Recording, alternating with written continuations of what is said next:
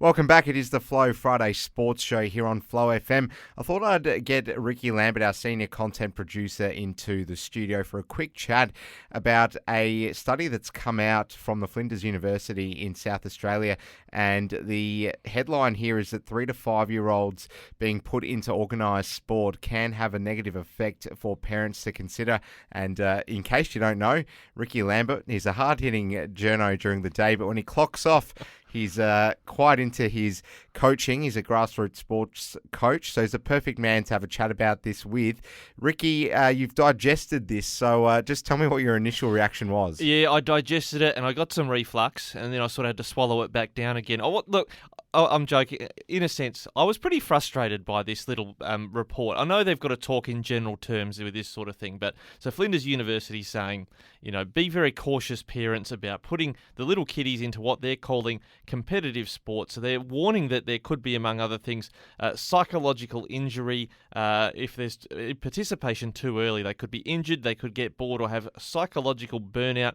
And this is probably the more valid concern, could contribute to sporting dropout rates in mid to late childhood.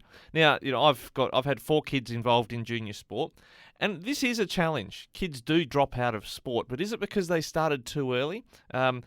I've got a fair few thoughts on this, Ellis, but what have you come across as well in the sporting context where you're involved? Well, I'm just trying to think. I mean, have they not gone out to schools and seen how competitive 3 to 5 year olds can be at lunchtime on the basketball court or whatever it is? It takes us back to that debate they had a little while back about keeping score in the mini league in the footy. The kids know how many goals they've kicked and who's won or lost.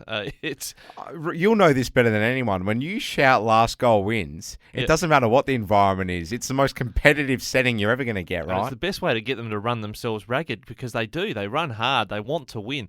But, all of that aside, and I had a child who we started playing sport when he was about 4, and he spat the dummy at one point. 2 games in, we'd paid our rego fees and everything else. No, don't want to do it anymore. And I was pretty annoyed about that.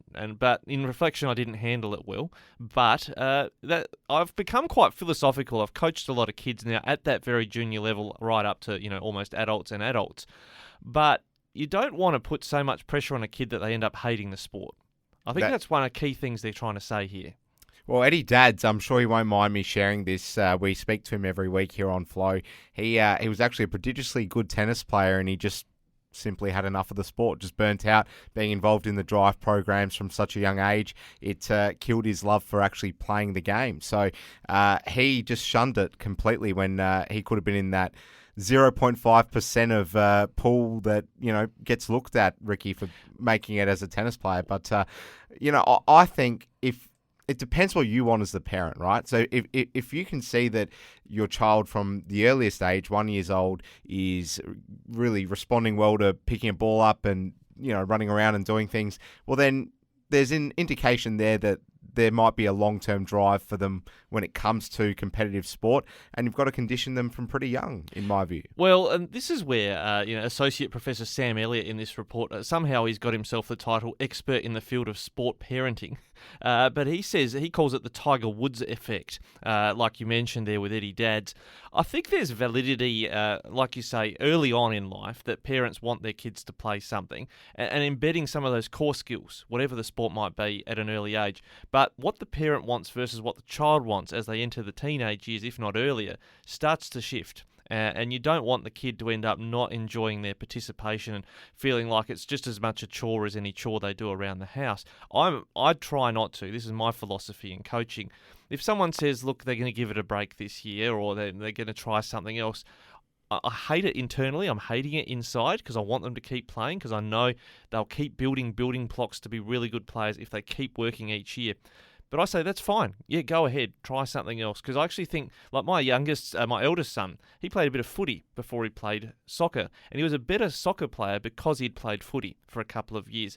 When the physicality of footy, when the physicality in the older levels, as you know from soccer, is brought to bear on players, if they haven't come across that before, they crumble a little bit until they get used to it. Whereas if they've been used to some other code, sometimes that makes them a better player in the code that they're now playing. Yeah, I think you're certainly onto something there. And the other thing to consider as well is that in that age group, you're not really getting an environment where the sole focus is to foster them into, appreciating competition. There's more social sort of benefits that are at play there for that particular age group. Yeah. So, well, I wanted to pick apart this claim about organised competitive sports at a young age. You do get more and less enlightened leagues on this front. You'll get leagues where they've got home and away at the age of 4 years, and they're travelling for games, and it is pretty competitive despite everything they say to the contrary. But you get other leagues and competitions where clubs just play a little muck around, have a bit of fun. I mean, we've seen your Oz kicks and your cricket blasts and that sort of thing where they do really break it down to something that's age appropriate rather than something that's just a 4-year-old equivalent of, the full-scale version with men or women.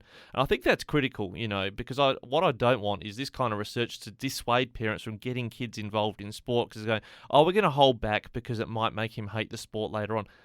By all means, get them involved, but don't feel like you're rusted on to sticking with it if the kid's not enjoying it.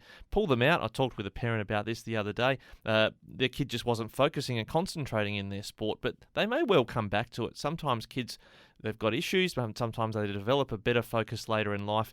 I think, please, especially in country communities, we need the numbers in junior sport, but I think clubs also need to take that bigger picture approach that if someone says, no, he's not doing it this year, don't put the squeeze or the pressure on. Have the conversation why and say, well, there, he's welcome to come back, because I've found more often than not the kids come back later on.